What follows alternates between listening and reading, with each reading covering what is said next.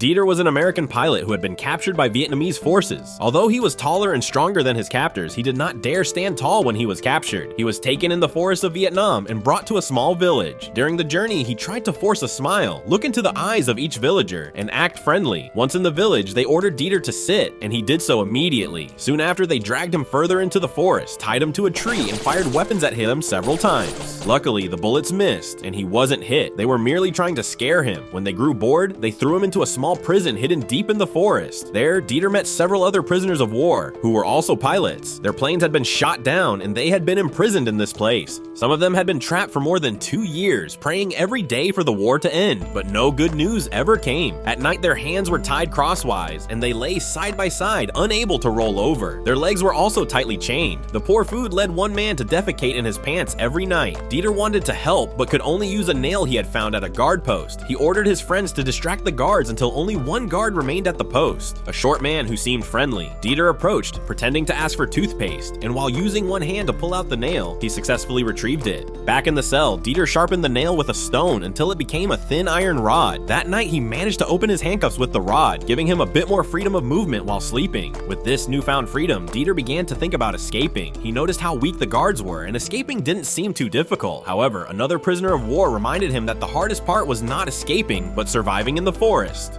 The forest itself was the real prison. There was no water, no food, and they wouldn't last long out there. Despite this, Dieter refused to believe it. He felt that the bad food in the prison was only slightly worse than what the guards had. As food became scarcer, the guards gave them a bowl of sago worms. There was no choice but to eat them or starve to death. The reason for their poor food supply was that the bombers had destroyed the fields surrounding the village, leaving no crops. Everyone was starving. One day, a Thai prisoner overheard a conversation between the guards. They were so hungry that they wanted to return to their village to eat, so they planned to throw the prisoners into the forest, shoot them, and pretend they had escaped. This way, no one would blame them. With no other option, Dieter decided to escape with his comrades the next day. He had been planning this escape for months. That afternoon, while the guards were eating, Dieter used a mirror to peek outside. After confirming the situation was safe, he opened the gate and took the guards' weapons, distributing them to his friends. They scattered and prepared to attack. In the kitchen, 7 guards were eating. Just as they were about to strike, one of his friends became extremely nervous and threw up. Dieter gritted his teeth, realizing there was no time for hesitation. He lunged forward and shot, immediately taking down several guards. He managed to shoot one more guard who came at him with a knife. However, when Dieter turned around, he realized none of his men had moved forward.